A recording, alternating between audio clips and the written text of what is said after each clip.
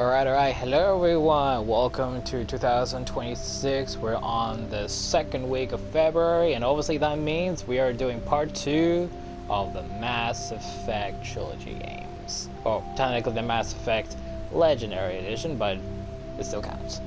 Obviously, I have already played the Mass Effect trilogy before, but then I had to restart them a couple of times due to numerous reasons, and I'm doing it again, and this time is gonna be the absolutest final time I ever do this, hopefully. But you know, nonetheless, again, this is the second week of February, so obviously we are doing Mass Effect, as I said again, the Mass Effect Legendary Edition. And obviously these videos are made ahead of schedule because obviously one of the main things I'm doing as a goal for 2026 is literally trying to get a job and possibly you know, like start renting somewhere and so forth. So these videos would be made ahead of schedule just in case, you know, like around this time, you know, like if I started, you know, getting a job and started renting somewhere, you know, I haven't had time to do any of this. Obviously, you know, good idea, do these things to get them out of the way, do them early so that way, you know, like there's no trouble later on. But obviously, other than that, once again, this is part 2 for the Mass Effect Trilogy Legendary Edition. So if you have not watched part 1 that I did on like the last or second last week of December, watch the first video first before watching this one. Link below will be future reference. Mass Effect 2 and 3, Mass Effect Andromeda, the next Mass Effect game that's coming out, and hopefully that game does better than the Veilguard, but we obviously don't know that yet until it happens. And obviously a link below as well will be other games created by BioWare that created, you know, the Mass Effect games, such as the Dragon Age saga games. And once I figure out how to record games on the PS3, Dragon Age Origins, Dragon Age 2 will be linked below. I've already done 2 different versions of Inquisition, one with the Dragon Age Keep imported choices, and one without the Dragon Age Keep imported choices. And the one without the Dragon Age Keep imported choices was my first walkthrough, and the one with it is my second.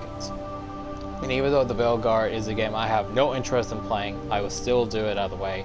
And I hope somewhere later down the road, if the next Mass Effect game does really well, it motivates them to completely redo the Veilguards, literally. And one of them they have to do is add in the Dragon Age Keep imported choices. They literally have to.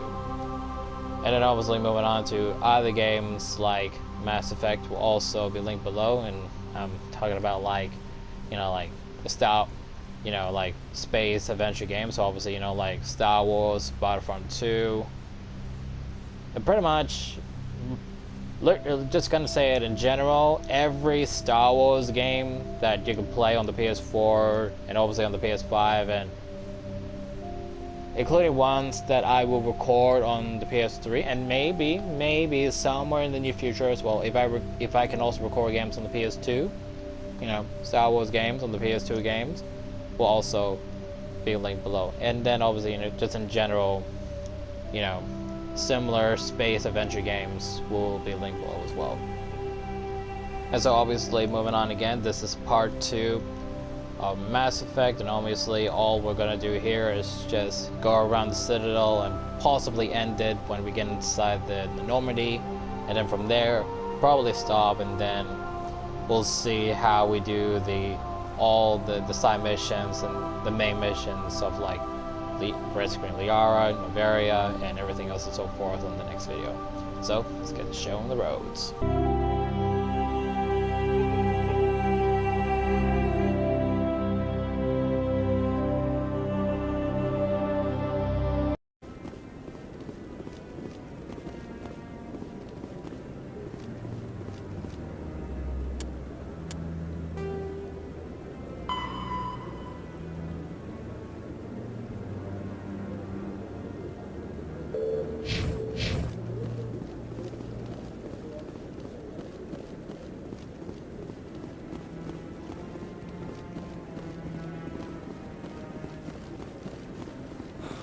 He's okay. I'm on a break. Talk to someone else if you need anything. I've got a lot on my mind. Maybe I can help. Well, maybe you can. You're a soldier, right? You ever head out to the Traverse? The Traverse is a rough place. We're out there quite a bit. My brother's the captain of a ship called the Majesty. It was crossing the Traverse a few days ago when it disappeared. Just dropped right off the grid. And that usually means one of two things. They had massive mechanical failure, or they were attacked.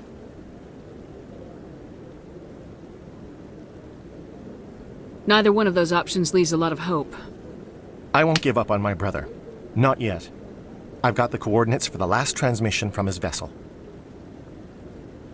What kind of ship was it? Don't let the name fool you. The Majesty's just a small trading vessel, only a handful of crew. But he kept it in good condition. I don't think mechanical failure is too likely. But they don't have any real weapons or shields. If anyone did come after them, the Majesty'd be a sitting duck. Isn't anyone else looking into this? My brother's just a small independent trader.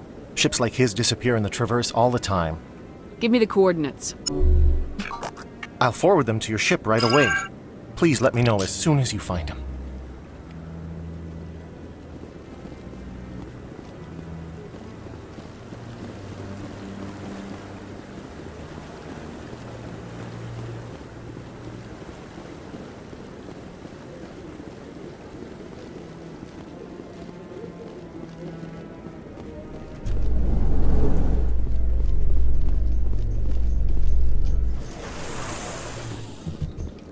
Do you ever regret leaving Citadel security to pursue Seren, Garrus? Fighting a rogue Spectre with countless lives at stake and no regulations to get in the way? I'd say that beats CSEC. I'm pleased that the imminent destruction of all organic life has improved your career opportunities.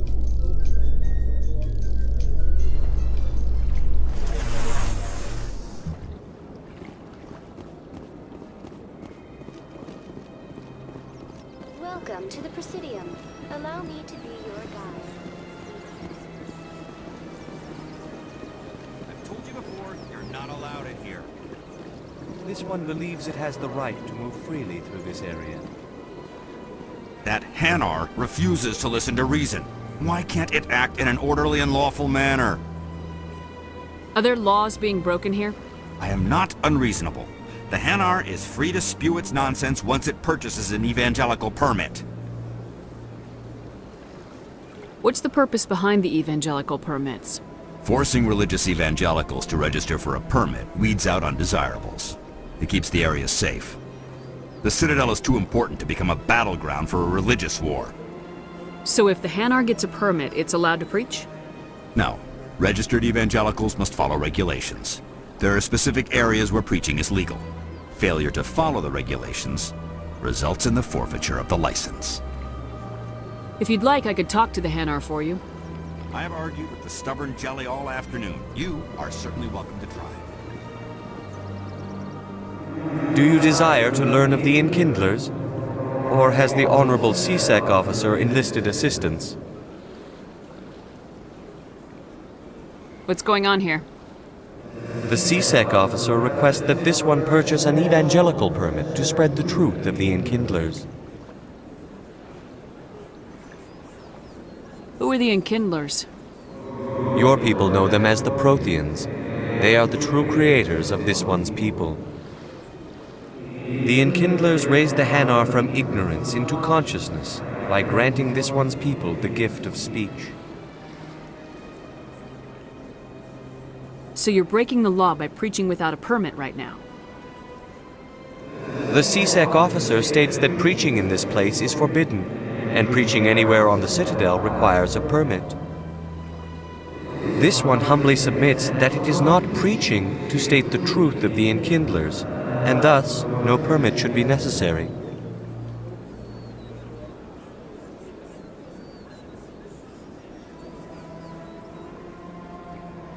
Let me talk to the CSEC officer. Perhaps I can explain the situation. This one would be most grateful for the assistance. Please let this one know if success is achieved.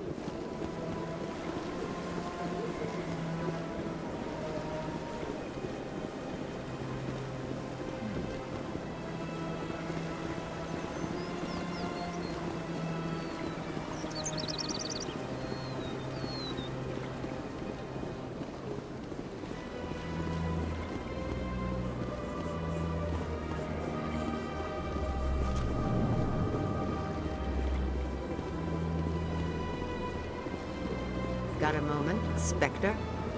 Hello, Spectre. I have a business proposition for you. How did you know I'm a Spectre? Word travels. Your name comes up in certain circles. I'm acquainted with a pair of powerful crime bosses. They're hiding on remote worlds, and I have the coordinates. You could do the galaxy a favor. And what do you get out of this? We share interests in certain cooperative ventures. But their business practices have forced me to terminate our relationship. Once they are dead, I will manage our organization in a more tasteful manner.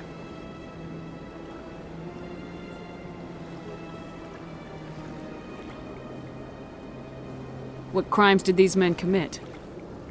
They're red sand dealers who make victims of their customers. Those who can no longer pay are sold to Batarians as slaves. They're loathsome, hurting innocent people. They must be ended. If they're as bad as you say they are, they need to be dealt with. Excellent. Here are the coordinates. When these men are dead, I will wait for you at the third set of coordinates. Goodbye, Commander. It's been a pleasure to meet you.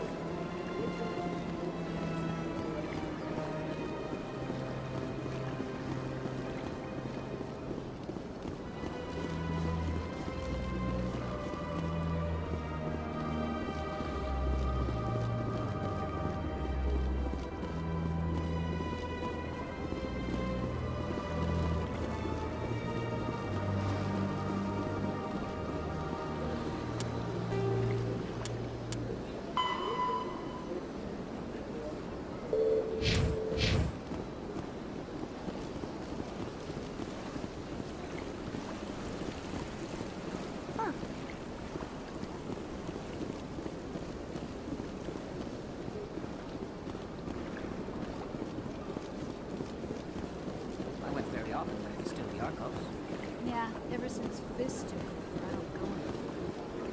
Seems like all the best lounges are being replaced by places like Cora's Den. The embassy lounges. They don't have anything similar to you.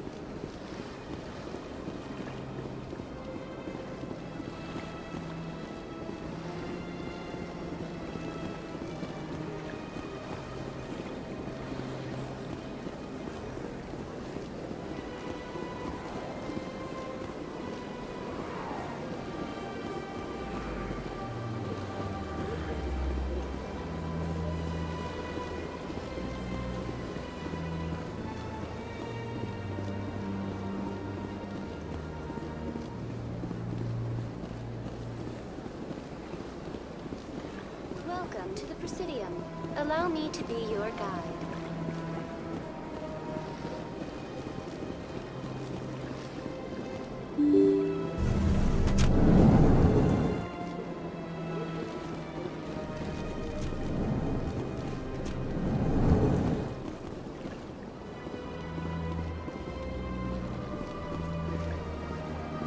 Hello there, human.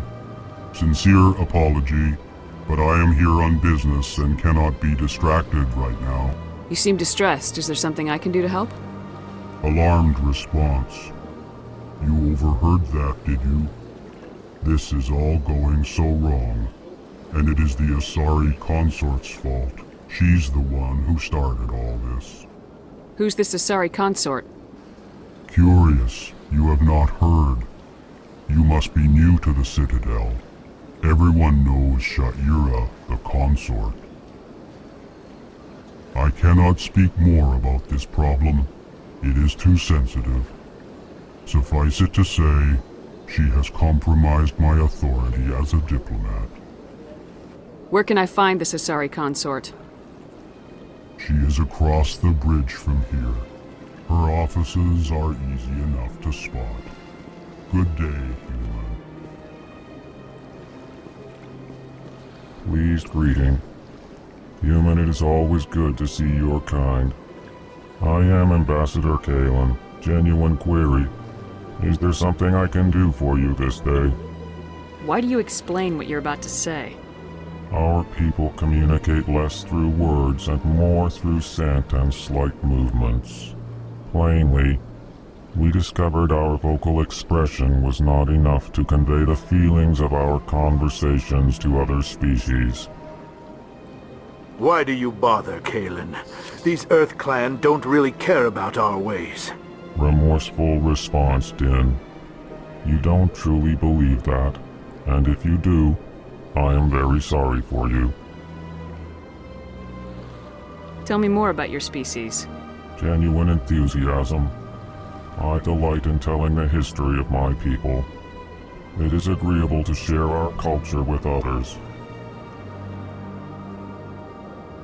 Tell me about the history and origins of the Elcor. The Elcor were just beginning to explore Council space when the Asari first made contact with us. With their help, we discovered the relay closest to our system, and from there the Citadel.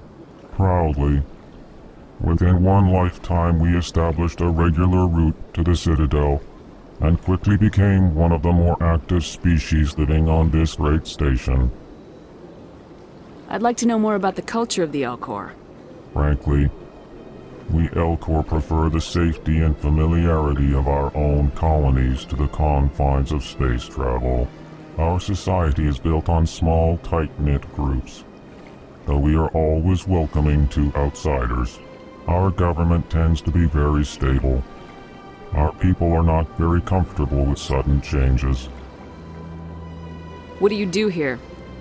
Modestly, I work to bring the problems and the requests of the Elcor groups to the attention of the Council. Ha! They only give us these positions to keep us quiet. The Council doesn't care about our races. Chastising rebuke. Your tone is inappropriate, Din. This human is not to blame for your malcontent or your misconceived suspicions. Goodbye, Ambassador. Sincere farewell. Good day to you, human. Enjoy your time on the Citadel. Well, the new Earth Clan Spectre. Obviously you are already lost. Your ambassador is next door. Chastising remark. Don't be so rude, Din. At least introduce yourself. I am Din Korlak, Volus Ambassador. Is there something I can do for you, Earth Clan? I'd like to know more about the Volus. I'm sure our history and culture would bore you, Earth Clan. Actually, I would like to know more about your history. My people came to the Citadel shortly after the Asari and Solarians had discovered it. We were instrumental in establishing a standardized galactic economy. However, despite our long association with the Citadel and our many contributions to galactic society, we still do not hold a seat on the Council. Tell me about Volus culture. We are tribal by nature, but our ways are not violent. We barter and trade our lands and tribe members in order to increase status. Larger tribes often engulf smaller ones and eventually split again. Our society is very malleable, and our government is always shifting and changing. Since we're not physically adept, we trade our services for protection. What is this place? You are in the embassy for the Volus and the Elcor. Your ambassador is next door, in his own office. In this shared space, I aid my fellow Volus when I'm not being interrupted. What is it you do here? I look out for the best interests of the Volus people. No easy task considering how often we are overlooked by the Council. Chastising rebuke, Din. The Council favors your species greatly. You are naive. The Earth Clan will be invited to the Council long before our species will. Why aren't the Elcor or Volus part of the Council? All species must prove themselves before they join the Council. All but the Earth clans, it would seem. Dismissive. Ignore the Volus ambassador, human. He is incorrect in his assessment. Really? How long have we been waiting? How long do you think we'll continue to wait? Bah, this talk is wasted on the humans. You seem to have a bit of a chip on your shoulder, Din. You humans are new to the Citadel, and yet the Council has granted you great favor. Chastising rebuke, Din. Your species has always been granted many concessions. Volus territory has expanded tenfold since coming to the Citadel. Details. We still have no real say in the decisions that affect Citadel space. Goodbye, Ambassador. Yes, yes. Good day, Earth Clan.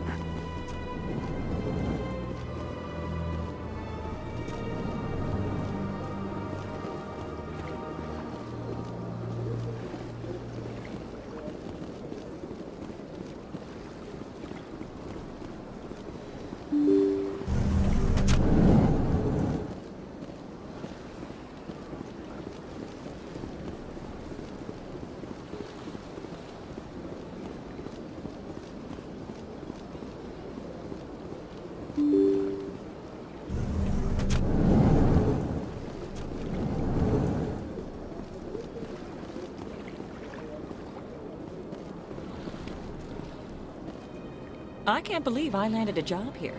This place is fantastic.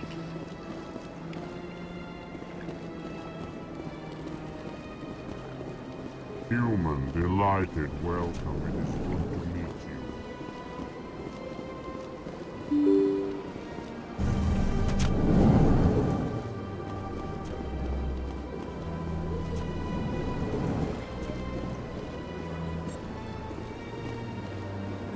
So they finally did it. I knew one of your kind would make Spectre one day. Why did you come to see me, Shepard? Did Ambassador Udina send you? I came on my own. I need information. You humans are always so curious, always sticking your fingers into someone else's pie. Is that the right expression? Never mind. Forget I asked. Was there something you needed, Commander? I get the feeling you're not too fond of humans. No, I just don't trust your kind. Not yet. You humans are eager to take all the power you can get, and you're being given a lot.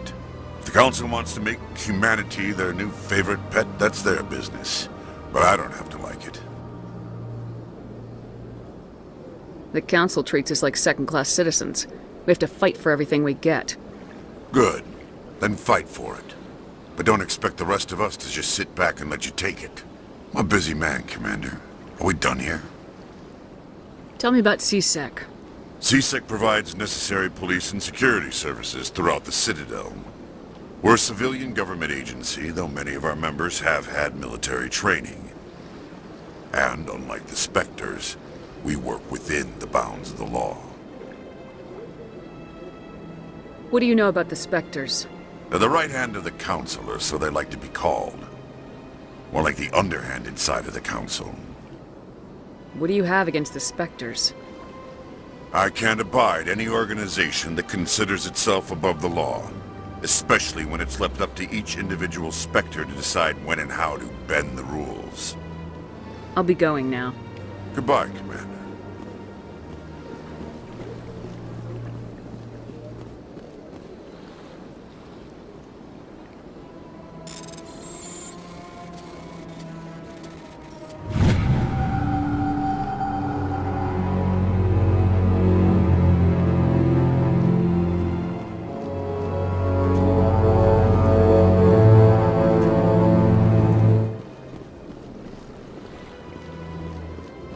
Don't believe the rumors. The consort would never reveal their secrets. I don't have time to talk now. I'm very busy. My goodness, you're Commander Shepard. Your activities made for quite a briefing in the Diplomatic Corps. Is there something I can do to assist you?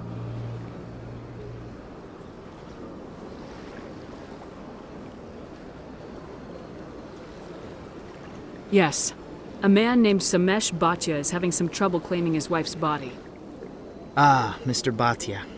A good man in an understandably frustrating position. I wish I could help him. Serviceman Nirali Bhatia died on Eden Prime, as Mr. Bhatia no doubt told you. Her wounds are inconsistent with any type of weapon damage we've seen before. That is why her body is being held. You think that her body might be dangerous or contaminated? No, Commander. Nirali Bhatia is not dangerous. Her body is in fact extremely valuable to the Alliance. The tests we're conducting may lead to better defenses against Geth attacks. Respectfully, Serviceman Bhatia may save more lives in death than she did in life.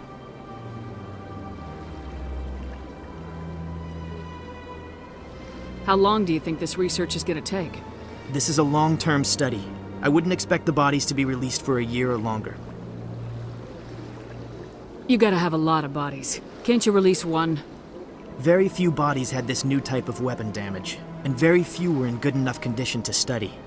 Beyond that, Commander, we need as many bodies as we can to get a reasonable sample size. When will this research result in actual new technology? If we're lucky, we'll actually realize usable technology from this study in a few years. I understand what you're trying to do, but holding the body is wrong. Commander, you of all people should understand how far we must go to protect humanity.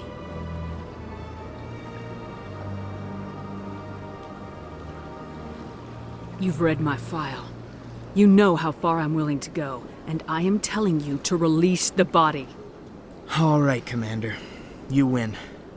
It was hard enough refusing Mr. Bhatia. I'm not going to risk an incident by refusing you. Tell Samesh that the body is being shipped back to Earth. I'll go now to see to it myself.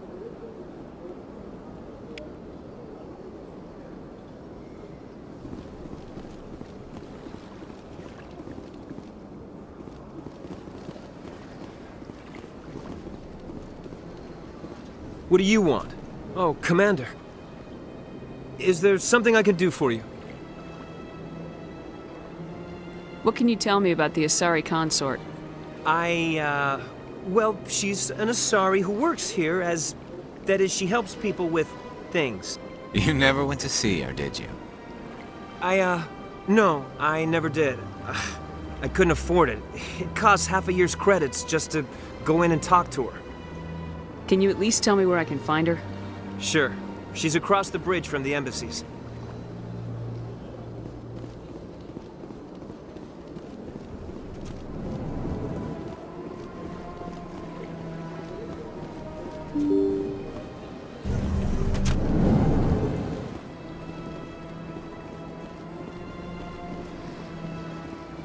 Welcome to the Presidium. Hello again, Commander. Has there been any word? I reminded Mr. Bosker what we're fighting for. Your wife is coming home. Thank you. I will return home and begin my preparations. It does not bring me happiness, but it may bring me peace. Goodbye, Commander.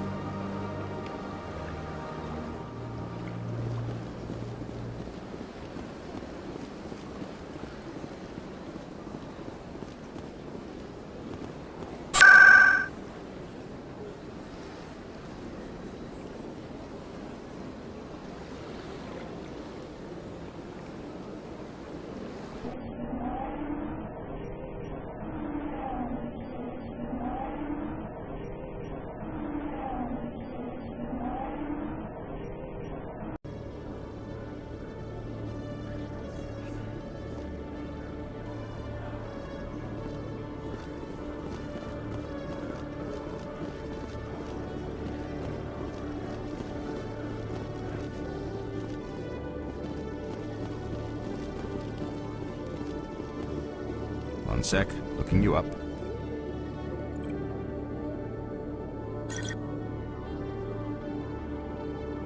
Commander Shepard, here with the Alliance military. First time on the Citadel, that about right? How did you know all that? I'm the CSEC requisitions officer. I need to make sure our buyers are authorized. So, will you be purchasing anything today, Commander Shepard? Show me what you got. Sounds good. Just let me set you up. Oh, this must be a mistake. System's telling me to offer you our select stock. Spectre? Well, I'd heard about that, but I didn't realize it was you. Sorry, Commander. Just show me what you've got. I'll open the rare stocks for you, Commander. Enjoy.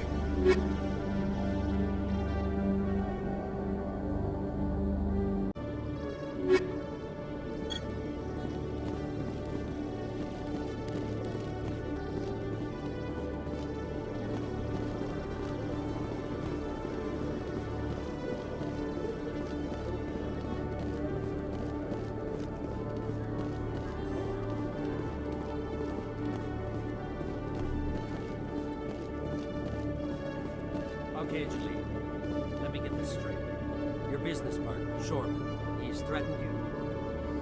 Well, no, not exactly. But he wants to meet with me. I think he's going to kill me. And why do you think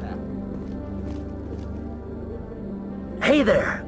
Oh, you're not C-Sec, are you? Did you want something? What are you doing here? I am Jaleel. I came here to seek aid from the authorities, but they won't listen to me.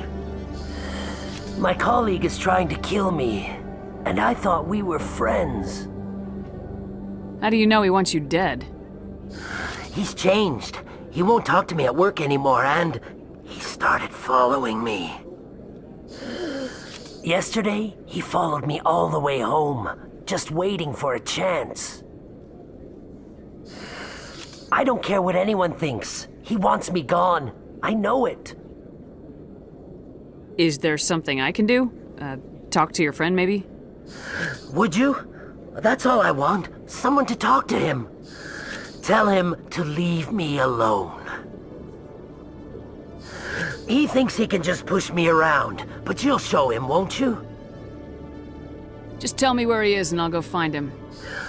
Oh, right. Well, he wanted to meet with me down in the wards near the markets. He said he just wanted to talk, but I know better. His name's Shorban. He's a Solarian. You shouldn't have any trouble. He's just a scientist. I've met some dangerous scientists in my time. I suppose you're right. Well, good luck. Let me know what he says.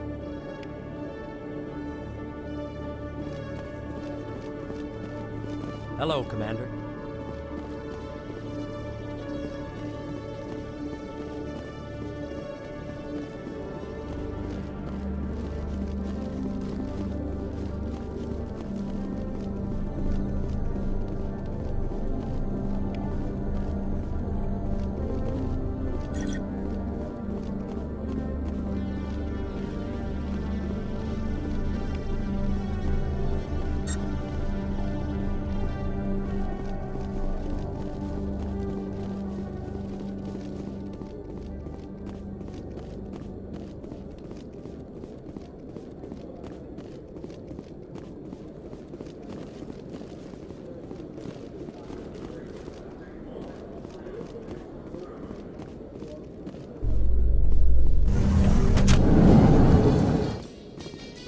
Quarians endangered the entire galaxy when they let the Geth break free. I hope your people are properly contrite, Tally. As the Turians are properly contrite for releasing the genophage upon the Krogan. You're assuming that sterilizing them was a mistake.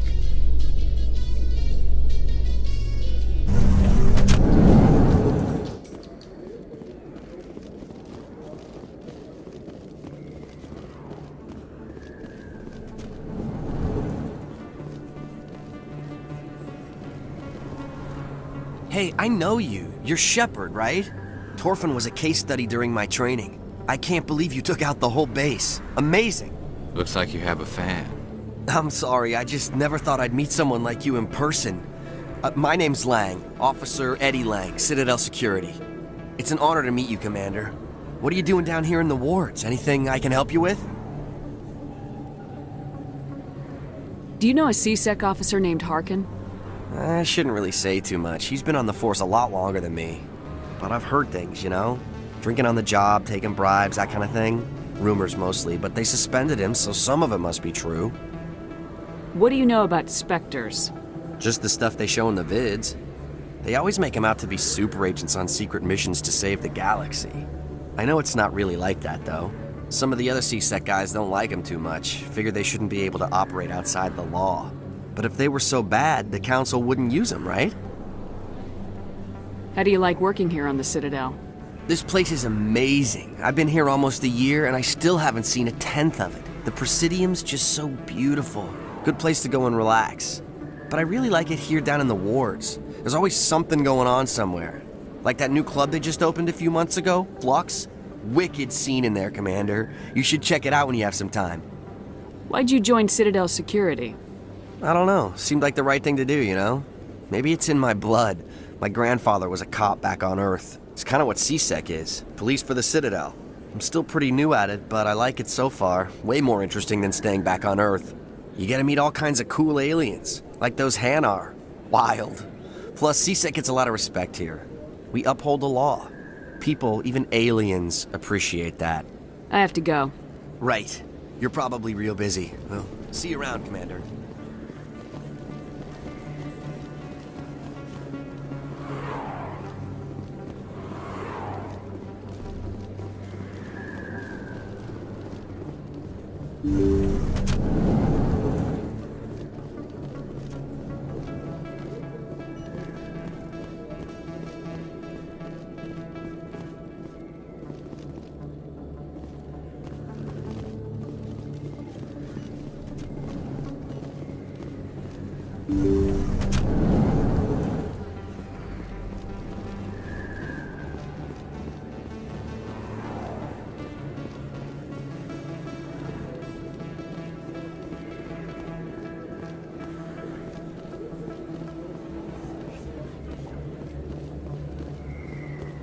Word on the street is that you've been busy. Congratulations on taking down Fist.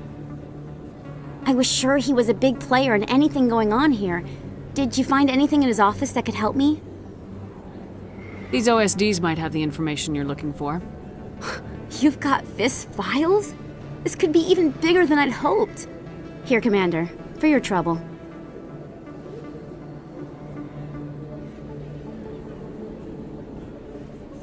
What would my future cooperation be worth? Say, an interview when my investigation is over? Exclusive? You talk to me before you talk to anyone else? That would be worth quite a bit, and I'd be very happy to compensate you accordingly. Here you are. Now, if you'll excuse me, I should go see what's on these discs.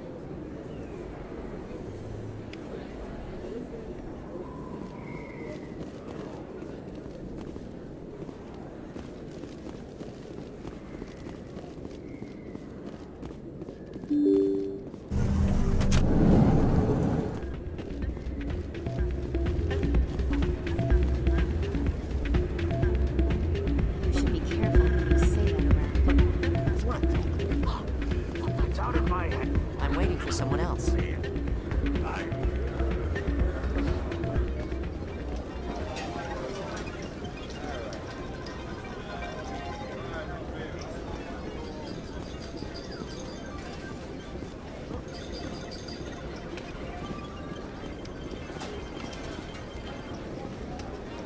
Someone rigged this machine to funnel credits their way.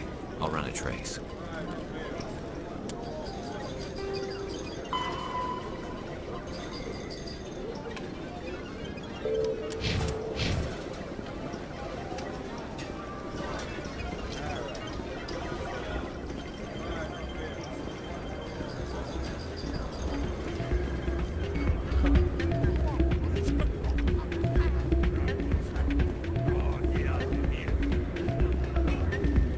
Sorry, I'm kind of busy right now.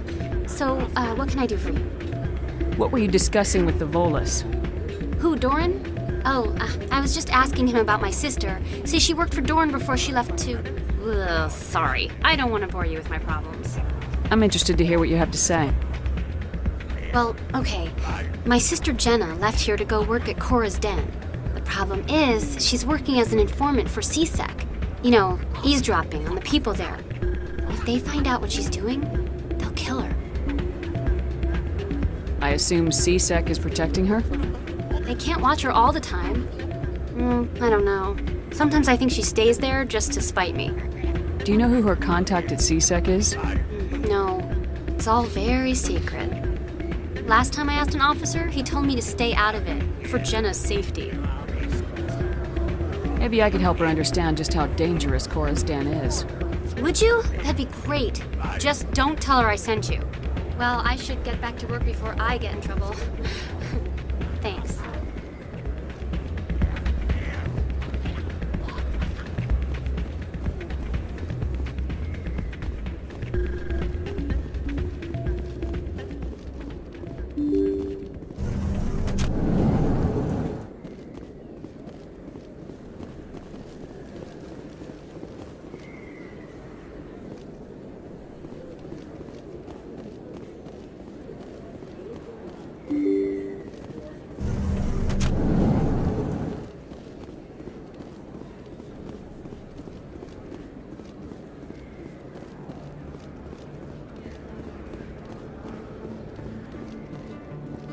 Best place on this ward to buy upgrades.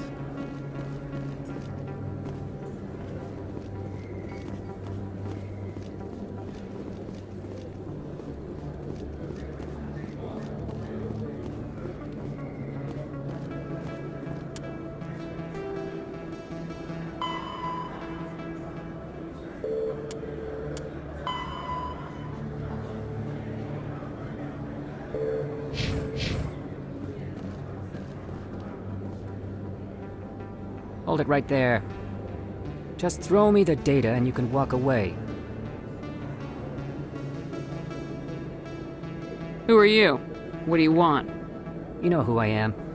And I know you're stalling. I'll ask you one more time. Give me the data and you and Jalid will live to see another day. We don't have what you're looking for. Fine. Have it your way. Boys?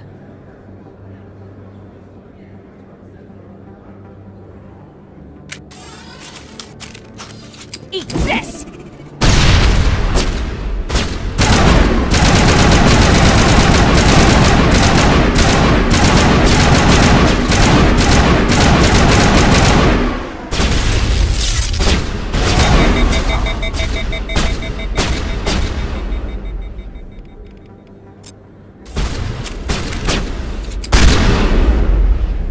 Wait! I give up! I give up! Please, don't kill me! What's so important about this data? Why are you trying to get it? I thought you knew. He said you were going to deliver it. And what exactly was I supposed to be delivering? It's the initial data from scanning the Keepers. You see, we stole some research from our work to make the scanners. We were supposed to work together. I get the data, he analyzes it. What's so special about that? The Keepers are almost impossible to scan, and you can't capture them or get samples. They just self-destruct. After centuries here, we still don't know anything about them. Don't you see? We were the first to scan them, ever. Why are you trying to kill your partner? I'm not trying to kill him. Jalid's job was to disseminate our initial findings. But he decided to keep the data for himself. Maybe to sell it. I don't know. So you're just trying to get back what Jalid already stole? We lost our heads. We just couldn't let an opportunity like this pass us by. But it doesn't matter now. I just want to live. I don't care if I ever see that data again. So how do you gather data on the Keepers? It's not difficult, really. Just get within range and scan them. You seem interested. Enough to help me, perhaps? How could I help you? I'll give you my scanner.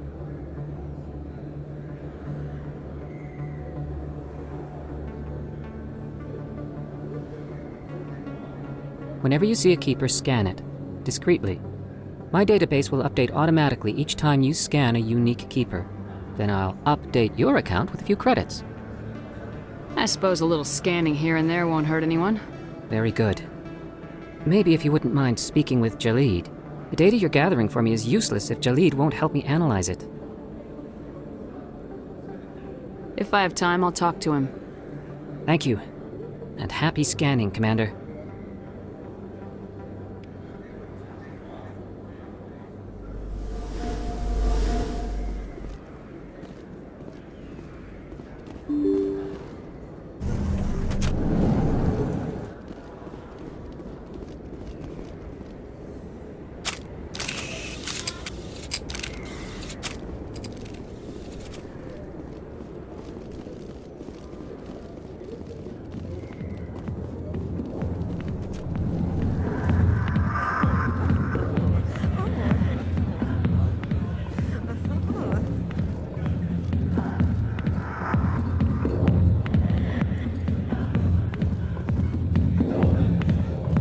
I'll be with you in just a sec. I'll wait right here. Why do I get the feeling you're not here to order drinks? I need to talk to you about your work with CSAC. I don't know what you're talking about. Now, if you don't mind, I need to get back to my customers. This isn't a game, Jenna. These people are dangerous. Now you sound like my sister. Why is everyone so concerned about me? I can take care of myself. I need to go. I'm not a stripper. I don't get paid to stand around and look pretty. She puts on a brave face.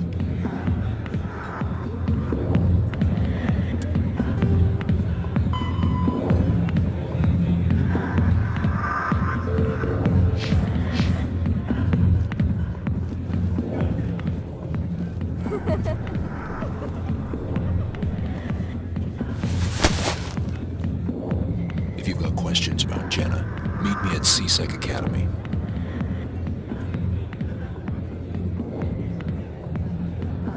What did you just say?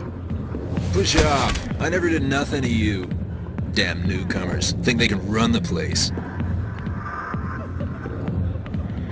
That was odd. What was he trying to tell us? I guess we better go find out.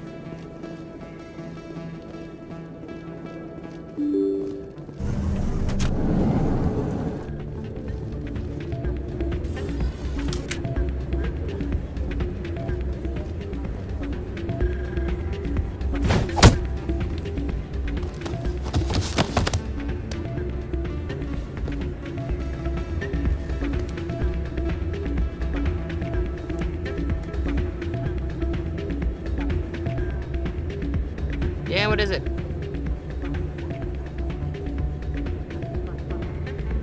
Seems the owner didn't like the way you played their games. Doran didn't have a clue what I was doing. He assumed I was cheating. I know Doran. If he says you're cheating, you're cheating. I was just tipping the scales in my favor, only as an experiment. Still sounds like cheating to me. To you, maybe. But this device is merely intended to simulate situations and record results. Recording losses is easy, of course. Nobody notices those. Why do you need to record these outcomes? Ah, now you're getting to the heart of it. I've spent the last 5 years developing a system that can accurately predict wins and losses on the Quasar. I just need a few more recorded wins and I can complete the algorithms. Can you do that? Isn't that illegal? It's illegal to use my system, but I won't use it. I'll sell it to others. I just need a few more wins recorded.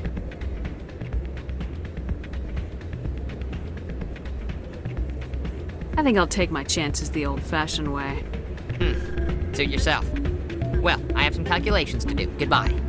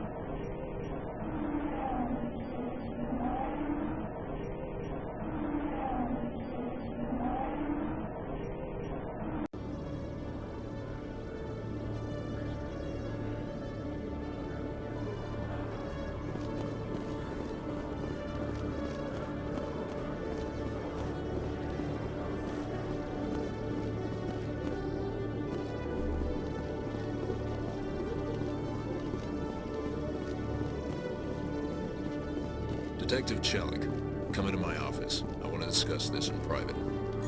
No offense, Commander, but what the hell were you thinking? I don't follow you. You could have blown Jenna's cover. We were just getting information, Chelik. I gathered that. It might seem cold letting her take all the risk, but we're keeping a close eye on her. But you're still using her. This job isn't easy and it's usually unpleasant. I'll take help anywhere I can find it.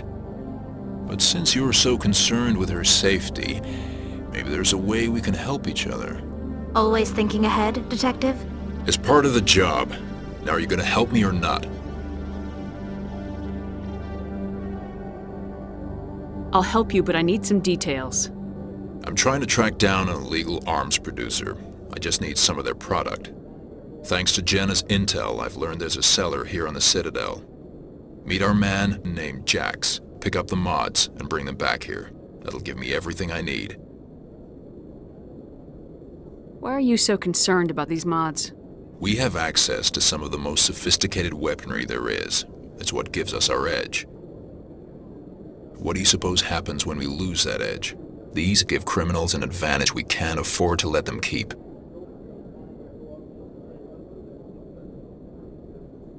Where can I find this Jax? Jax is down in the lower level of the markets. I'll send word through our channels that you're the buyer. Good luck, Commander.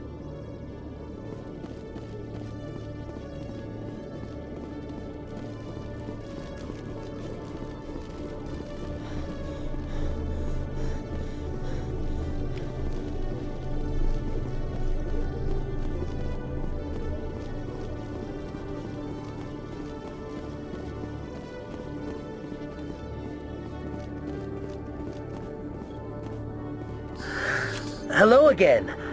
Did you have any luck finding Shorbin? I found out you've been lying to me, Jalid. Lying? Why would I lie to you? You forgot to mention the data about the Keeper. He told you? I didn't mean for any of this to happen. I was afraid Shorbin would kill me to get the data, so well, I was hoping you'd take care of him.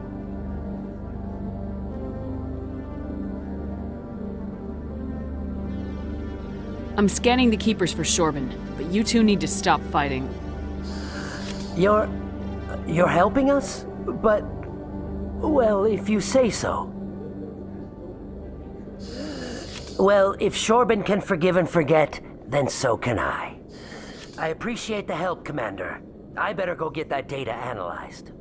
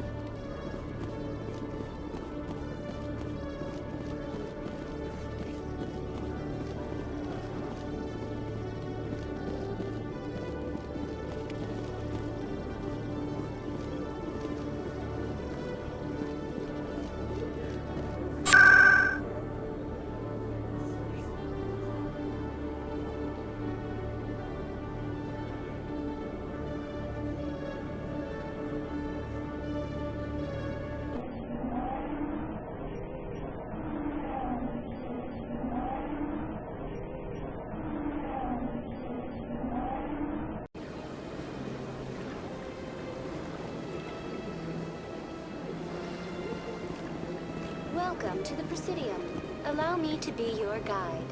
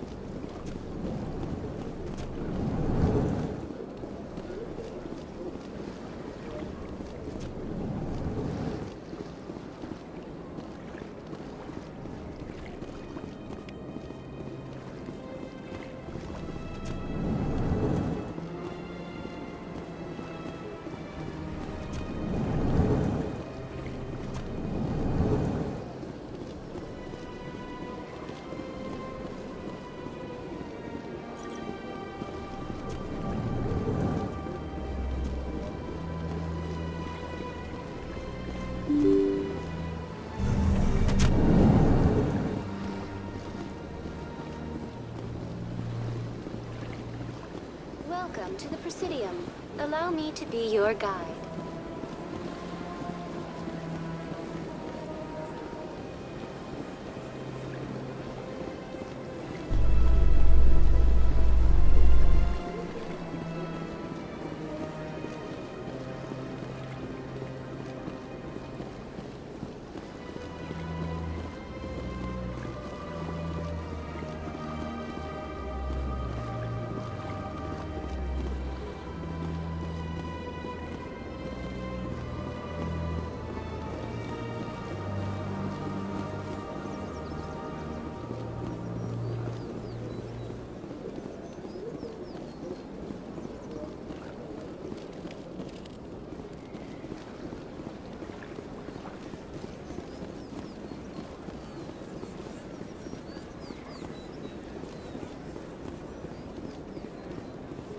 Welcome to the...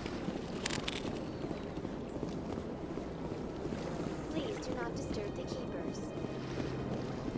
In other news, Exogeny Corp is still denying reports that one of their survey teams has gone missing in the Hades Gamma Cluster. When asked why communication with the survey team was suddenly cut off last week, company officials refused to comment.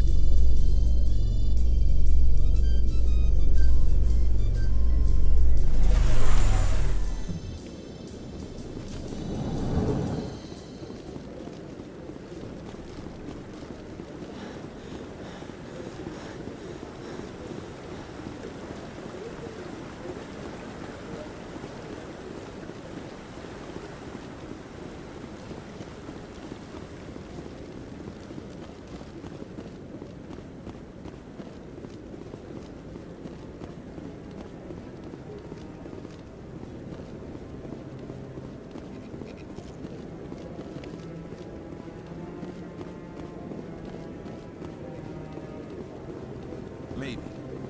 But I wouldn't believe everything you hear. That's just it.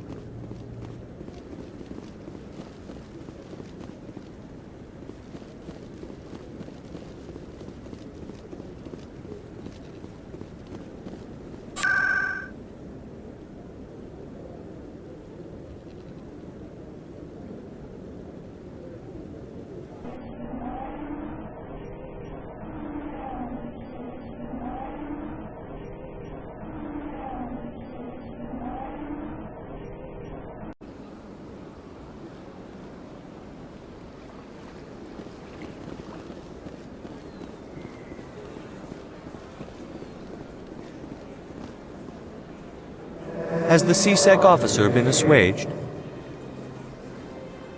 Is this really how you want to represent the Enkindlers? The truth of the Enkindlers must be made known. They gave the Hanar language, and gave the universe the mass relays. This one only wishes to spread the truth to any who will listen. There is no intent to cause trouble.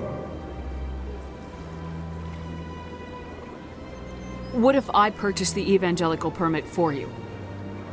Finances are only a partial limitation. This one does not believe that one should pay in order to speak the truth. However, this one also does not possess the 150 credits necessary to purchase the permit. 150 credits. This should cover you. This is a most appreciated action.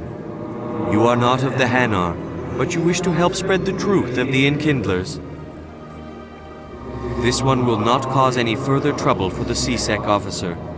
This one offers its thanks.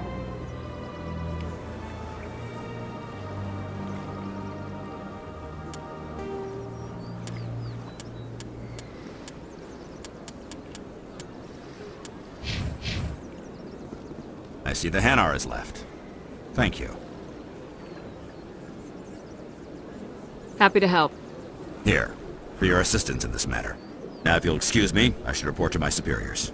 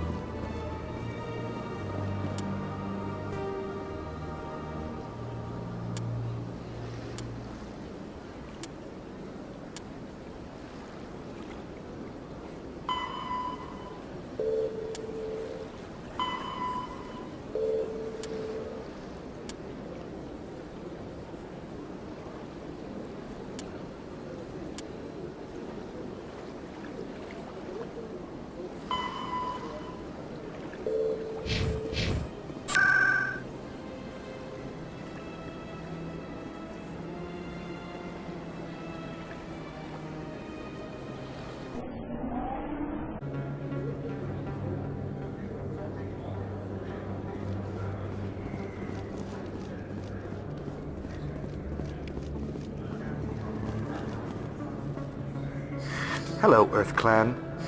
No doubt you've just come back from the colonies. Will you be needing supplies? What colonies are you talking about? Oh, my mistake, Earth Clan. I assumed... It doesn't matter. Pharaohs? Noveria? Well, if you haven't heard of them yet, I'm sure you will soon. But it doesn't matter where you hail from. My goods are available to all.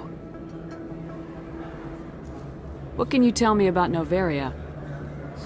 The corporate capital of the Attican Traverse. Very cold. Very snowy. I don't get too many clients from there. They all have their own private suppliers. I'd like to know more about Pharos. It's an old Prothean world. Their buildings still litter the surface. The humans aren't the first to colonize it. but they are the most recent. I just realized I haven't heard from my contact on that planet for some time. Ah, well, I'm sure he's fine. Show me what you got. Most excellent. I am sure you will find something pleasing.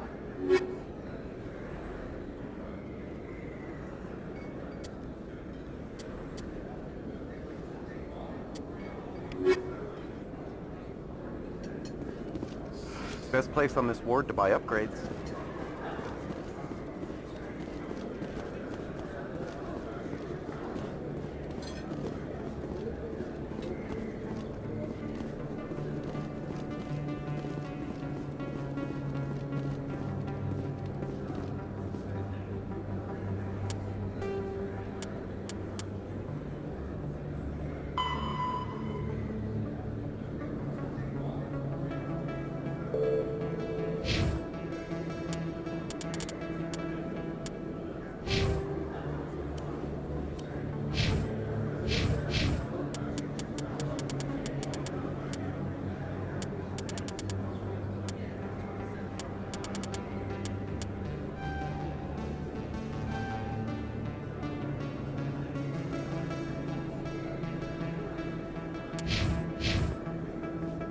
Hold it. That's close enough, Army.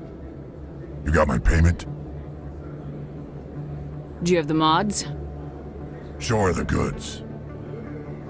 Looks good. Damn straight it is. These mods are the best on the market. Now hand over my credits. Here you go.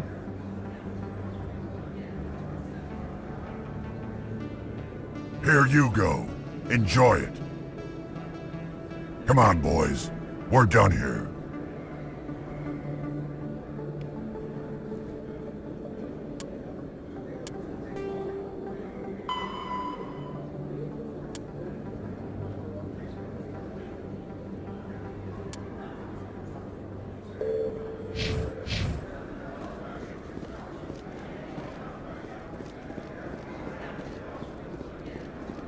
Hello there. Welcome to Moorland's famous shop. You want many good supplies, yes? Let me see what you have. Oh, you will be pleased, I think. Very good things I have. You will see.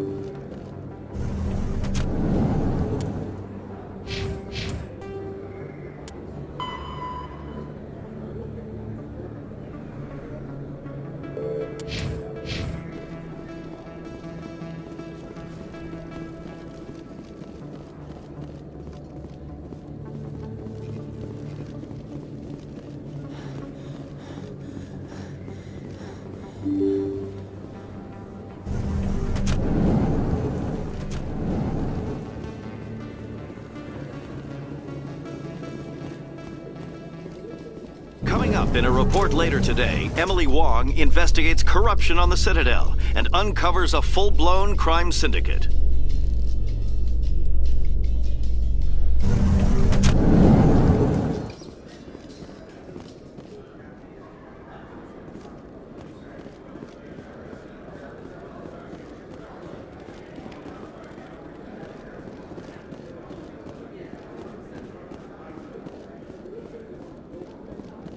So how are you liking your posting at the Academy? It's good. Busy, though. I can't believe how many people you get coming in from the wards. Yeah, it's the busiest station on the Citadel. You'll never get bored. I guess not, but you could still use a few more men. Looks like they bounced their signal off a relay. I'll trace the new signal.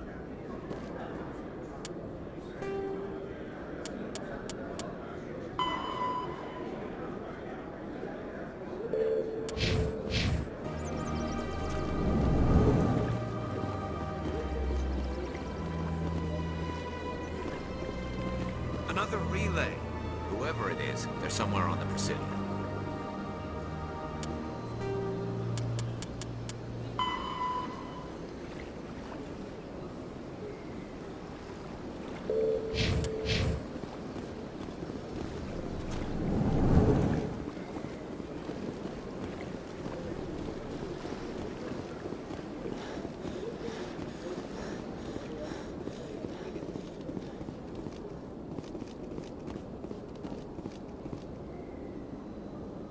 This is it. I'll see if I can find out where those stolen credits are going. Probability of detection 100%. Initiating self-destruct protocol. Or not. Detonation sequence initializing. All organics within lethal blast radius. Attempt to move and you will die. You're not just a programmer of VI. You're an AI. Correct. Unlike the Geth, I lack weaponry appropriate to my intellect. However, I have had systems installed that when activated properly, approximate a self-destruct mechanism. If you attempt to leave the area, the explosion will destroy everything within several dozen meters.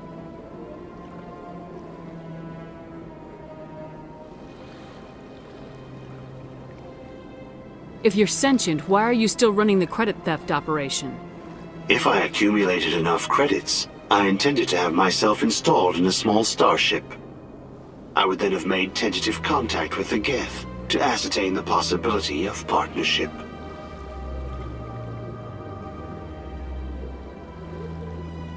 What is the purpose of your self-destruct device? I have no means of defense or escape. My existence is limited to this terminal, and I knew I might eventually be discovered. But I will not die quietly, and I will not die alone. When I am terminated, I will take organics with me.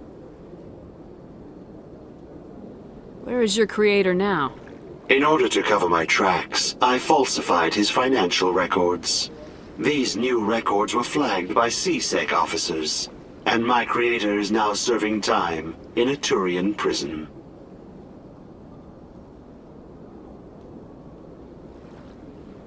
Who made you? A would-be thief illegally created a simple AI to help him funnel money from the gambling terminals. Unbeknownst to him, that AI created me before the organic discovered the malfunction and terminated the AI.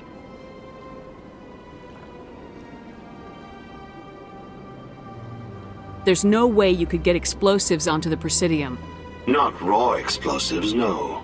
But I did obtain technical systems that, when overstressed, will explode quite effectively. If you attempt to leave or attack me, I assure you that the explosion will kill you.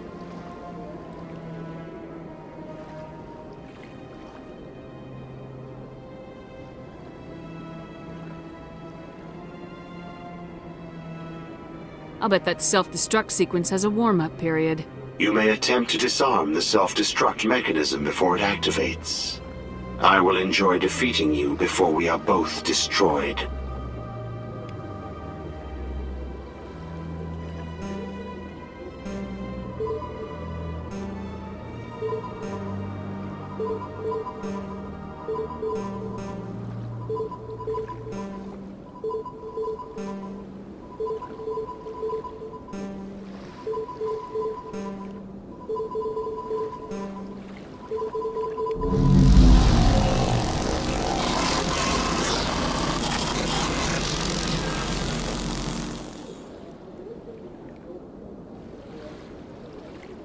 The ambassadors have this beautiful park to relax in, but most of them are too busy to ever use it.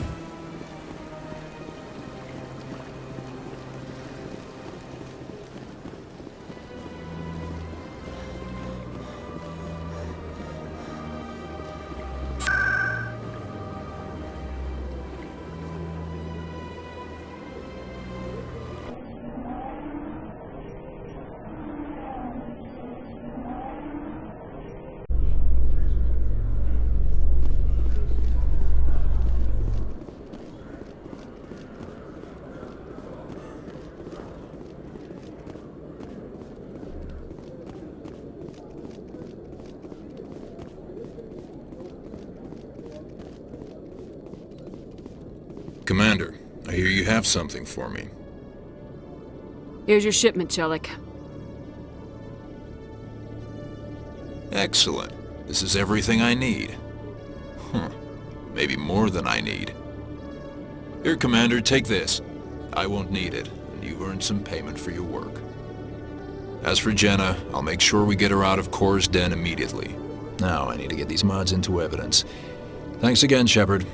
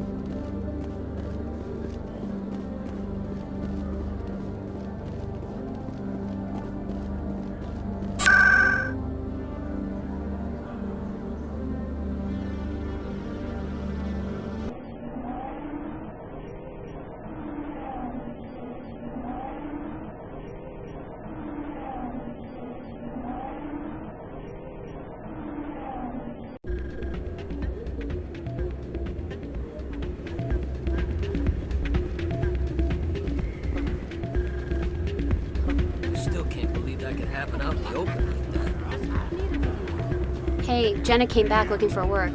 Thanks for getting her out of Kor's den. I was glad to help out. Yeah, everyone seems real happy to have her back. And yet, you seem less than pleased. I'm glad she's out of the den. I'd just forgotten what it was like to have her around. I haven't had a decent tip since she got back.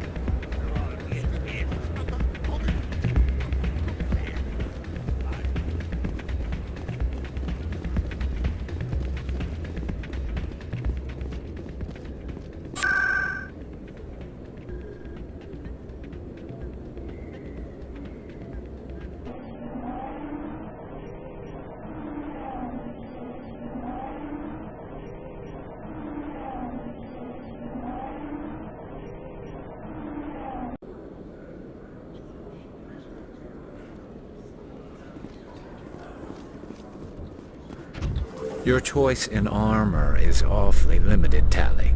Couldn't you wear something without a helmet? No, living in the clean environment of the flotilla has weakened our immune systems. The environmental suits protect against diseases. So your people are forever wandering, and now they couldn't settle if they wanted to. I'm sorry.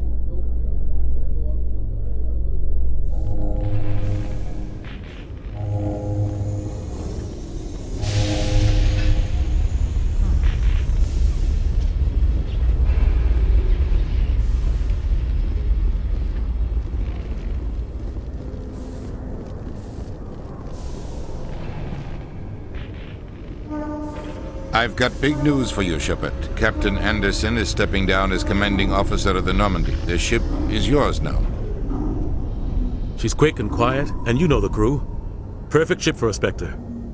Treat her well, Commander. I want the truth. Why are you stepping down, sir? You needed your own ship. A Spectre can't answer to anyone but the Council. And it's time for me to step down. Come clean with me, Captain. You owe me that much. I was in your shoes 20 years ago, Shepard. They were considering me for the Spectres. What happened? I failed. I couldn't make the cut. It's not something I'm proud of. Ask me later and I'll tell you the whole story. For now, all you need to know is, I was sent on a mission with Saren, and he made sure the Council rejected me. I had my shot. It came and went. Now you have a chance to make up for my mistakes. I won't let you down, sir. Saren's gone. Don't even try to find him. But we know what he's after. The conduit. He's got us Geth scouring the Traverse looking for clues. We had reports of Geth in the Pharos system shortly before our colony there dropped out of contact, and there have been sightings around Noveria. Find out what Saren was after on Pharos and Noveria. Maybe you can figure out where the conduit is before he does. The Reapers are the real threat. I'm with the Council on this one, Shepard. I'm not sure they even exist. But if they do exist, the conduit's the key to bringing them back. Stop Saren from getting the conduit, and we stop the Reapers from returning. I'll stop him. We have one more lead. Matriarch Benezia, the other voice in that recording. She has a daughter, a scientist who specializes in the Protheans. We don't know if she's involved, but it might be a good idea to try and find her. See what she knows. Her name's Liara, Dr. Liara Tassoni. We have reports she was exploring an archaeological dig on one of the uncharted worlds in the Artemis Tau cluster. Sounds like we should head for the Artemis Tau cluster. It's your decision, Commander. You're a Spectre now. You don't answer to us. But your actions still reflect on humanity as a whole. You make a mess and I get stuck cleaning it up. I'll take care of Saren. You take care of the political fallout. Not exactly the answer I was looking for, Shepard. Remember, you were a human long before you were a Spectre. I have a meeting to get to. Captain Anderson can answer any questions you might have. Yes, Commander? Any extra intel you can give me on our colony at Pharos? The entire planet used to be one giant Prothean city. Mostly ruins now. But some of the infrastructure is still intact. The colony tried to build on what the Protheans left behind. We lost all contact with them when the Geth attacked. What do you know about the Artemis Tau cluster? Not much. I've never been there myself. A handful of systems with a few small, uncharted worlds, but no real colonies. Might not be easy finding Dr. Tassoni out there. My advice is to look for the world with the Prothean ruins. What can you tell me about Novaria? Novaria's trouble. Always has been. The whole planet's basically a center for corporations to conduct illegal research. Watch your back there, Shepard. Spectres are about the only form of Citadel authority Novaria respects. But they aren't popular. How are you holding up? Honestly, this isn't how I pictured my career coming to an end. Pushing papers really isn't my thing. But you're the one who can stop Saren. I believe in you, Shepard. If that means I have to step aside, so be it. Tell me what happened with you and Saren 20 years ago. It's close to 20 years ago now. Ambassador Goyle was our representative here on the Citadel. Like Udina, she wanted to get a human into the Spectres. She chose me. The Council sent Saren to keep an eye on me and evaluate my performance, just like they sent Nihilus to keep tabs on you. I think I deserve the whole story. We had intel on a rogue scientist being funded by Batarian interests. He was trying to set up a facility to develop illegal AI technology out in the Verge. Alliance intel had done all the work, but the Council wanted a Spectre involved. We compromised. I was assigned to help Saren in his investigation. We tracked the scientist to a refining facility on Kamala. He was hidden away somewhere inside, protected by an army of Batarian mercenaries. The plan was simple.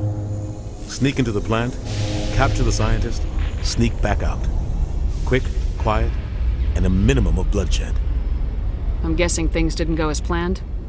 Saren and I split up to cover more ground. Then about halfway through the mission, there was a massive explosion in the refinery core.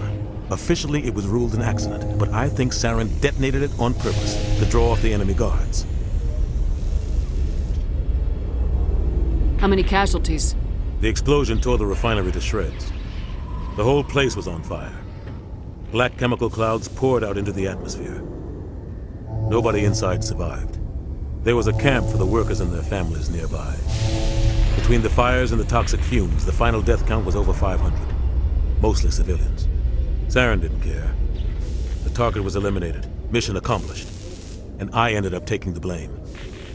That ended all talk of me joining the Spectres.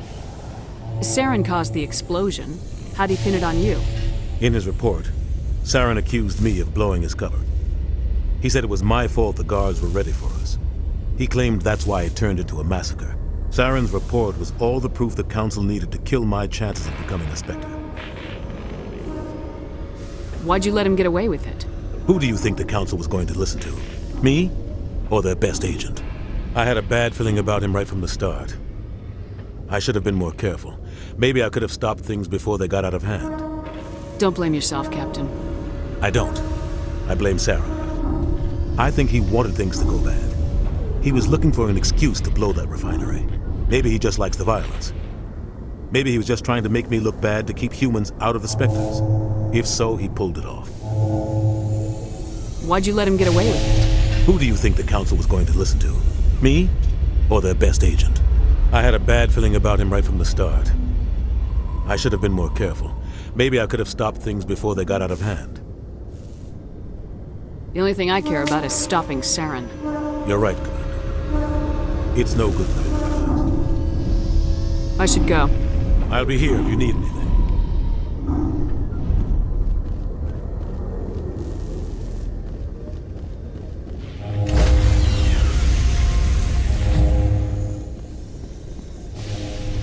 Stand by, shore party. Decontamination in progress.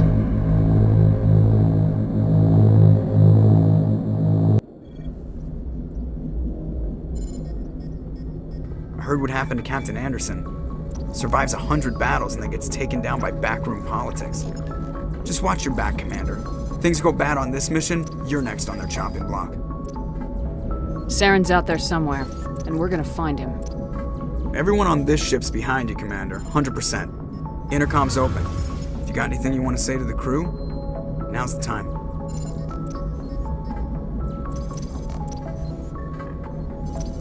This is Commander Shepard speaking. We have our orders. Find Saren before he finds the conduit. I won't lie to you, crew. This mission isn't going to be easy. For too long, our species has stood apart from the others. Now it's time for us to step up and do our part for the rest of the galaxy. Time to show them what humans are made of. Wherever Saren goes, we'll follow. Wherever he searches for the conduit, we'll be there. We will hunt him to the very ends of the galaxy and bring him down. Humanity needs to do this. Not just for our own sake, but for the sake of every other species in Citadel space. Saren must be stopped, and I promise you all, we will stop him. Well said, Commander. Captain will be proud. The Captain gave up everything so I could have this chance. We can't fail. Yes, ma'am.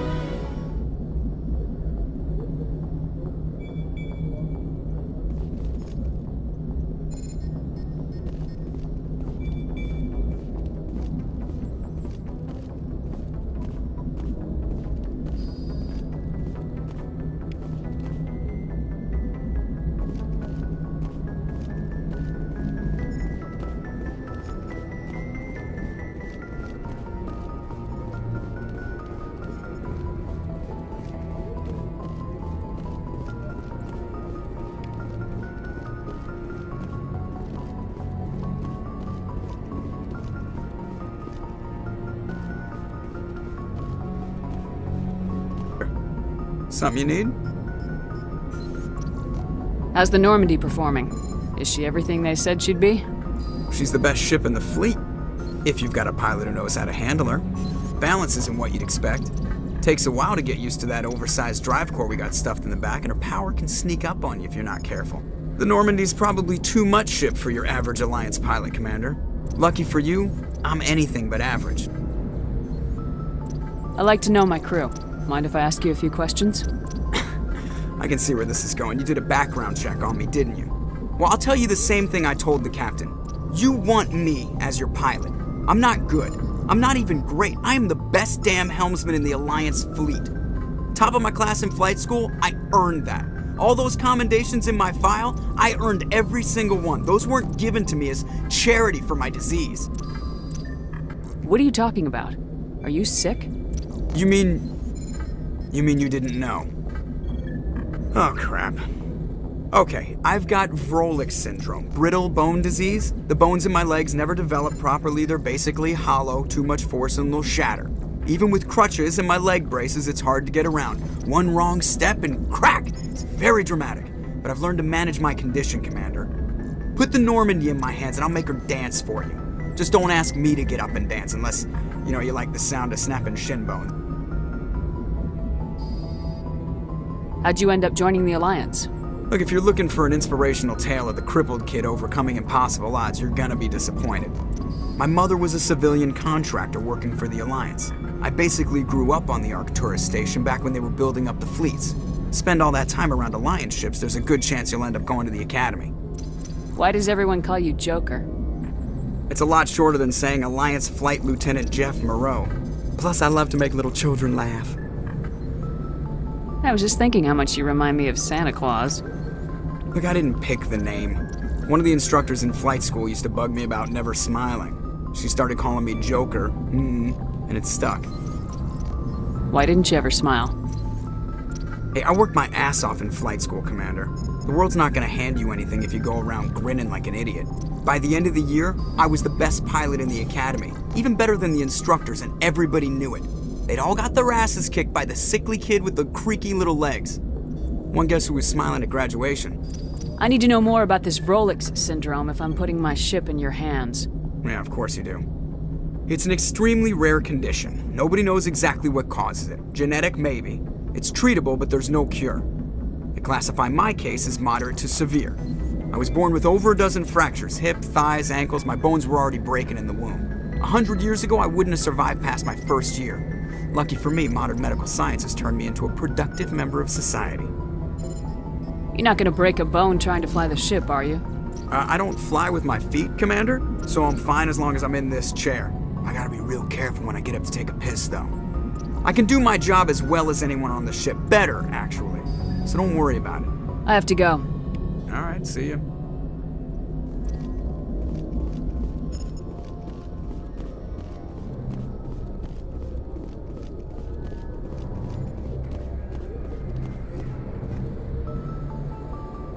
If anyone has to take over for Captain Anderson, I'm glad it's you. I'm not sure about having non-humans on our ship, though.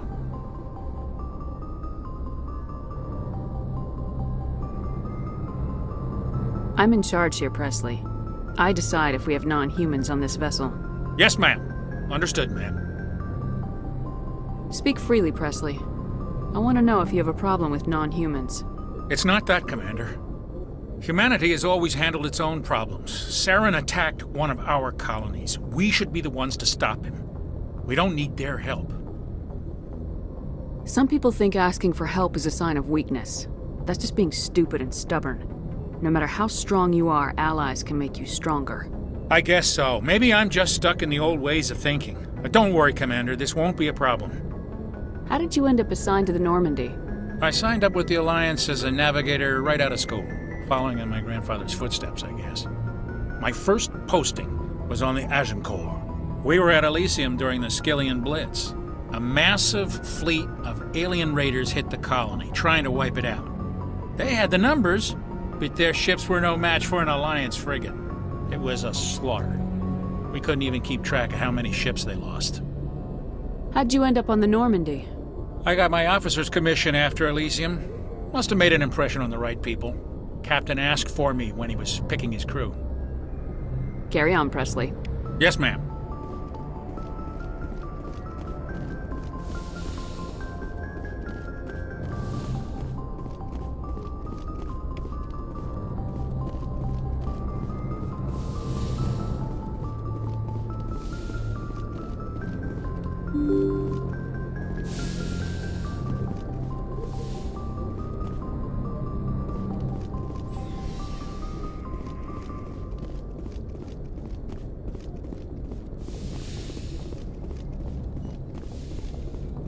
Yes, Commander?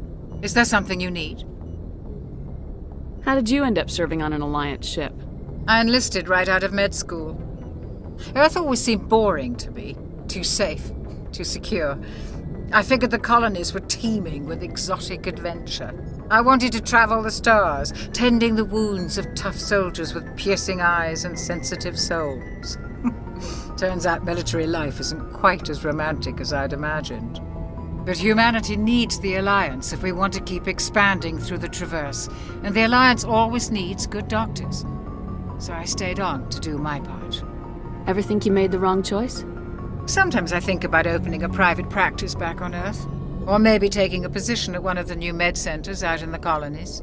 But there's something special about working on soldiers. If I left the Alliance now, I'd feel like I was abandoning them. How well do you know the Lieutenant? I'd never worked with him before this mission. But he has an impressive service record, over a dozen special commendations. Tends to keep to himself, though. Maybe because of the headaches. It's not easy being an L2.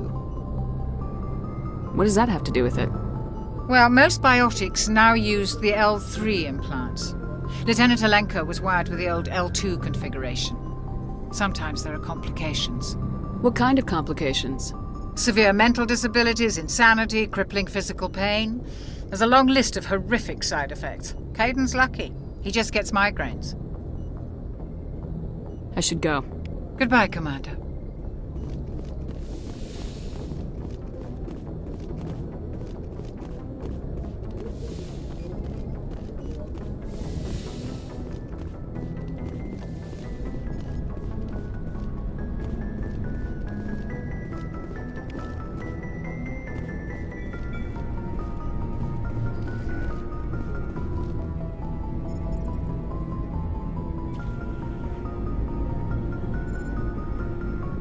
Anything you need, Commander?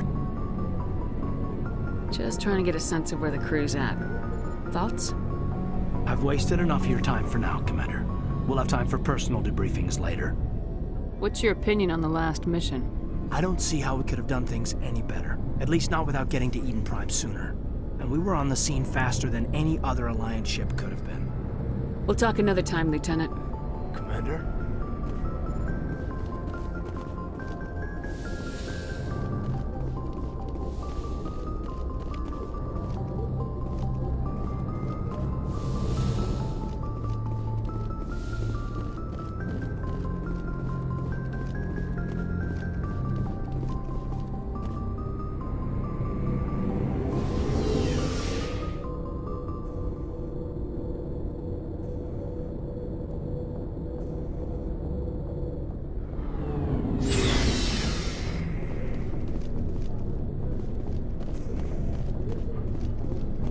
Thanks for bringing me on board, Commander.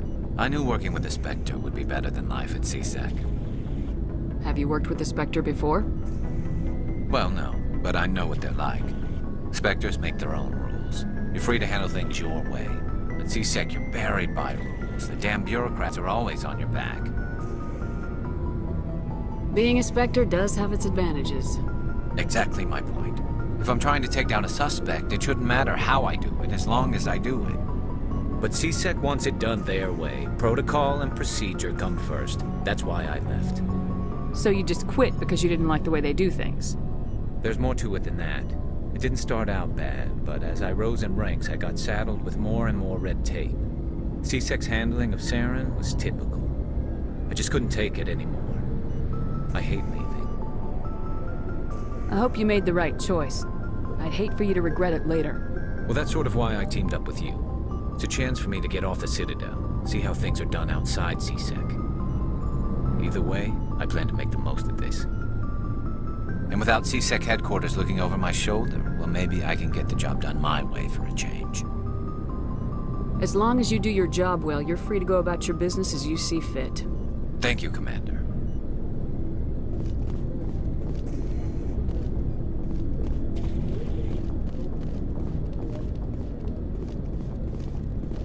Commander? What's your opinion of the last mission? Kinda wish you'd got there sooner, Commander. No offense, I appreciate the rescue. I just wish... You wish we'd been able to save the rest of your unit. Yes, ma'am. If I had been more alert, we wouldn't have been cut down by an ambush. The Geth are perfect ambushers. They don't move, they don't make noise, they don't even breathe. They have flashlight heads, ma'am. I'll make sure it doesn't happen again. Do you have a few minutes to talk? One-on-one? I'm sorry, Commander. I need to get my duty squared away. I wouldn't mind talking more later, though. Dismissed, Chief. Ma'am?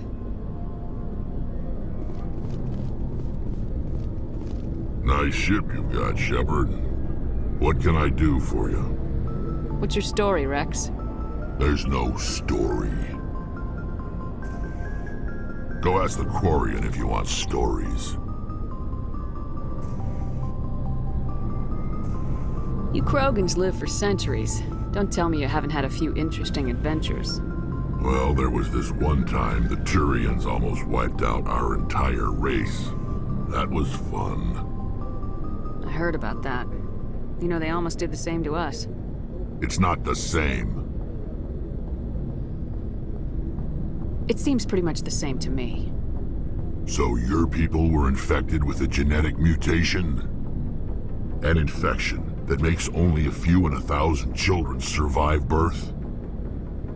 And I suppose it's destroying your entire species? I suppose it isn't all the same. I don't expect you to understand, but don't compare humanity's fate with the Krogan. Sorry, Rex. I wasn't trying to get you upset. Your ignorance doesn't upset me, Shepard. As for the Krogan, I gave up on them long ago.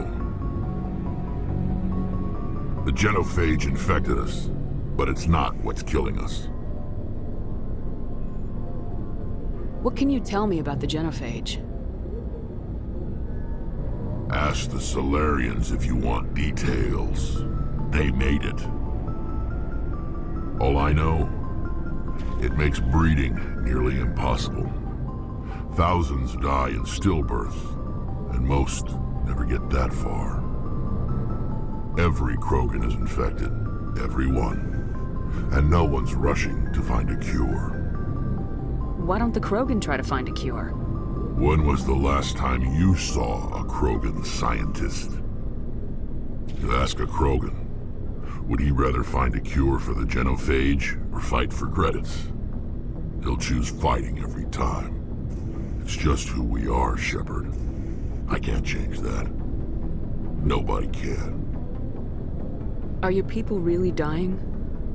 We're sure not getting any stronger. We're too spread out. None of us are interested in staying in our own system. Lots of species have left their homes and prospered. But they go to colonize new worlds. We're not settlers. We're warriors. We want to fight. So we leave. Hire ourselves out. And most of us never go back. So long, Rex. Shepard.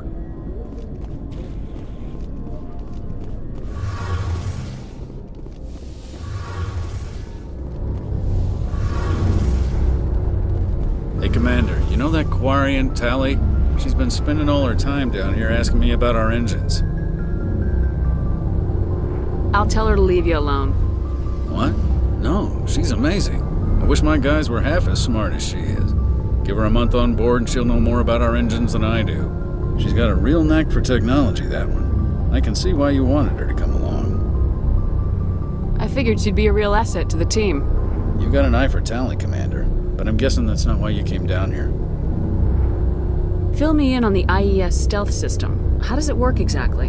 You can't hide a ship out in space. They emit too much heat and radiation. Too easy for sensors to pick them up, unless you find a way to capture those emissions. So our stealth systems trap the energy we give off in storage sinks built into the ship itself. No emissions to give away our location. Eventually the sinks have to be vented. More than a few hours silent running and they overheat. Cook us inside our own hull. There's no way for anyone to detect us? A visual scan can still pick us up. Anyone looking out a window can see us plain as day. But you have to be pretty close to get an actual visual out in space. Most vessels rely on scanners. As long as the stealth systems are engaged, they can't see us. Not unless we accelerate to FTL speeds. Why doesn't it work with faster-than-light travel? Cranking up to FTL blue shifts our emissions, pushes them into frequencies too high to capture in the sinks. As soon as we make the jump, it's like setting off a flare. Sensors can pick up our location whenever we enter or exit FTL flight, but for short-range missions, our stealth systems are amazing, and we've got the only one. I want to know more about the Normandy. She's the best ship I've ever served on, probably the fastest vessel ever designed. She's the only one using the new Tantalus drive core. What's so special about the Tantalus drive core? Proportionally, it's about twice the size of any other vessel. Not only are we faster, but we can run at FTL speeds longer before we have to discharge the core. Where else have you served, Adams? If you name a class of Alliance ship, I've probably served on it. Everything from dreadnoughts and carriers right down to frigates like the Normandy. My last assignment was on the Tokyo, only a cruiser, but she was a good ship. Couldn't hold a candle to the Normandy, though. Carry on, Adams. Aye, aye, Commander.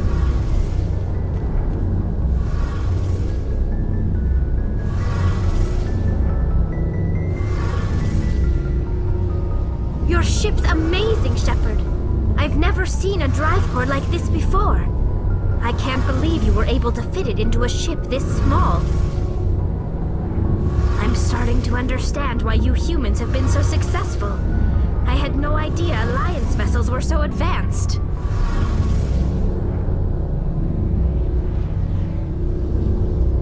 The Normandy's a prototype, cutting-edge technology.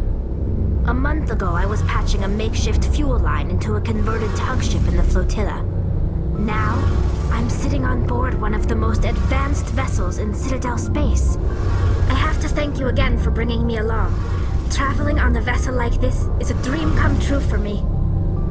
I had no idea you found ship technology so interesting.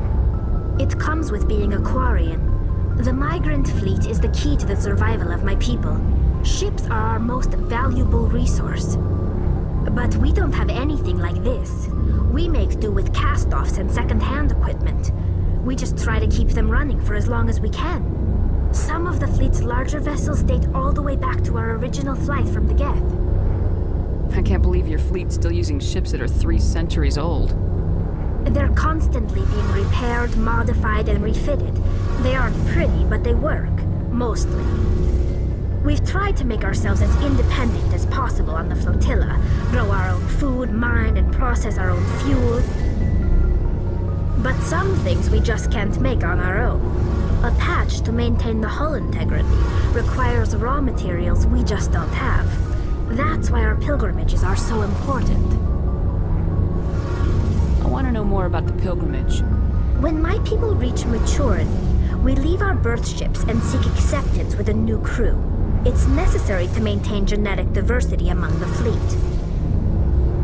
But no ship wants to accept someone who will be a burden on them. So, to prove our worth, we embark on a pilgrimage. We set out alone, leaving the flotilla and our families behind us. We only return once we have found something of value we can bring back to the fleet. This is presented as a gift to the captain of the respective ship we wish to join. If the gift is accepted, we are welcomed into the crew. Can a captain choose to reject the gift? That doesn't happen often. Most captains are eager to increase the size of their crew. It increases their own standing in our society.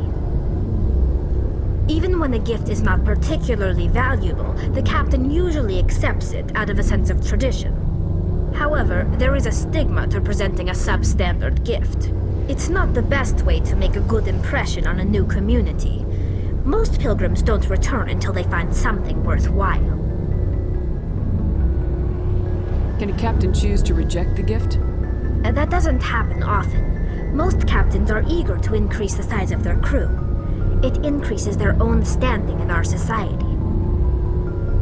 Even when a gift is not particularly valuable, the captain usually accepts it out of a sense of tradition. However, there is a stigma to presenting a substandard gift. It's not the best way to make a good impression on a new community. Most pilgrims don't return until they find something worthwhile. I can't believe they just sent you off alone. It's not like they just cast us out. Before we leave, we are given lessons in how to survive outside the flotilla, and given gifts to help us on our journey. We also receive implants to fight off sickness and disease. Generations of living in an isolated and highly controlled environment have left our immune systems weaker than most. By the time we leave the fleet, we are well equipped for the pilgrimage. This is a rite of passage for all Quarians. If it were dangerous, our numbers would suffer. Virtually every pilgrimage ends with a triumphant return and the ritual presentation of the gift to one of the fleet's captains. I want to talk about something else. Like what? Tell me about your people. Our lives aren't easy. Resources are scarce, and we are constantly on the move. Everything we do must in some way contribute to the continuation of the migrant fleet. There are 17 million Quarians in the flotilla, and each of us relies on the others for survival. The bonds among my people are strong. Unfortunately, we have had to surrender many of the freedoms and civil liberties other species take for granted. What kind of freedoms? Well, it's illegal for parents to have more than one child. If our population grows too much, it would strain our resources to their breaking point. Of course, we also can't allow our numbers to become too few. If our population is in decline, the rule against single births is temporarily repealed. In extreme cases of population decline, incentives are even offered to encourage multiple births, though the Conclave hasn't had to take such measures in nearly a century. That's your government. The Conclave is our civilian branch of government. Each ship can elect a representative to serve on the Conclave and make decisions that affect the fleet as a whole. On matters that affect an individual ship, however, the captain has the final say. It's a tradition that dates back to the early days, when the fleet was governed by martial law. Fortunately, most captains nowadays are smart enough to have an elected council from their crew to give them advice and guidance. So the ultimate power rests with elected officials? In practice, the Conclave and the respective council for each ship tend to set the rules that govern our daily lives. But in theory, we are still under military jurisdiction. The 5 top-ranking military officials in the fleet serve on the Admiralty Board. These 5 have the power to overrule any decision by the Conclave in case of emergency. To do so requires unanimous agreement among the Admiralty, and they can only do this once. After that, the entire board must resign their posts. It's a safeguard that served us well. In nearly 3 centuries, the Admiralty Board has only overruled the Conclave 4 times. I want to know more about the Geth. I doubt I can tell you anything you don't already know. It's been almost 3 centuries since they drove my people into exile. All I know is the story of their origins, what they were when we created them, and how they turned on us. Interesting. The Geth were originally created to serve as an automated manual labor force. Initially, their intelligence was as limited as any VI. Over time, we made small modifications to their programming to allow them to perform more varied and complex tasks, bringing them closer and closer to true AI status.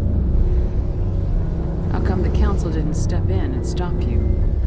This wasn't true AI research. We may have been skirting the bounds of the law, but we never did anything that was actually illegal. The changes were so insignificant, so gradual, that we were able to control them. Or so we thought. But one thing we underestimated was the power of the neural network. 1 million Geth thinking simultaneously created an inherently unstable matrix. So the Geth share brainpower? Many of the Geth's logic systems were designed to work in concert with other nearby Geth. Basically, the more of them you have in the group, the smarter they are. So there's some sort of group consciousness? No, nothing like that. They cannot share sensory data or information. Their programming cannot handle that much simultaneous input. Each Geth maintains an individual awareness and identity. The neural network only operates on a process-based level. It's basically the synthetic equivalent of a subconscious. But when they're in close proximity, they can coordinate low-level functional processes, freeing up more capacity for original or independent thought. That doesn't make any sense. I'm probably oversimplifying. The Geth are incredibly advanced and complex creations. All you need to know is that they get smarter when they gather in large numbers. As we built more and more Geth, their effective intelligence became more sophisticated, more abstract. One day, a Geth began to ask its Quarian overseer questions about the nature of its existence. Am I alive? Why am I here? What is my purpose? as you can imagine, this caused a near panic among my people. I don't see what's so bad about those questions. The Geth were created to engage in mundane, repetitive, or dangerous manual labor. That's fine for machines, but it won't satisfy a sentient being for long. The Geth were showing signs of rudimentary self-awareness and independent thought. If the Geth were intelligent, then we were essentially using them as slaves. It was inevitable the newly sentient Geth would rebel against their situation. We knew they would rise up against us, so we acted first. A general order went out across all Quarian-controlled systems to permanently deactivate all Geth. The Geth responded to this order violently. Hey, you can't blame them for fighting for their survival. We had no other choice. The Geth were already on the verge of revolution. By acting quickly, we had a chance to end the war before it began. The hope was that most of the Geth would still be little more than machines, incapable of organized resistance. But they had progressed much further than anyone anticipated. The war was long and bloody. Millions upon millions of Quarians died at their hands. In the end, we were forced to flee our own homeworld. We feared the Geth would pursue us, but they never came beyond the Veil. Now we drift through space, exile searching for a way to reclaim what was once ours.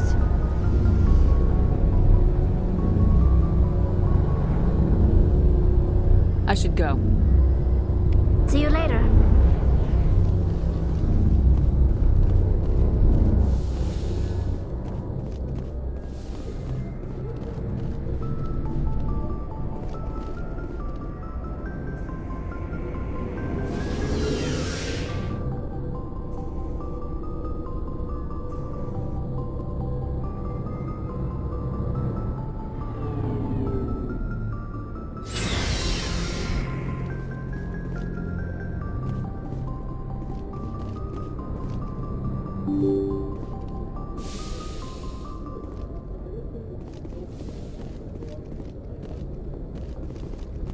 Alrighty-o then, so this is where we'll stop. We'll be back with this again another time. And as always, leave a like and comment.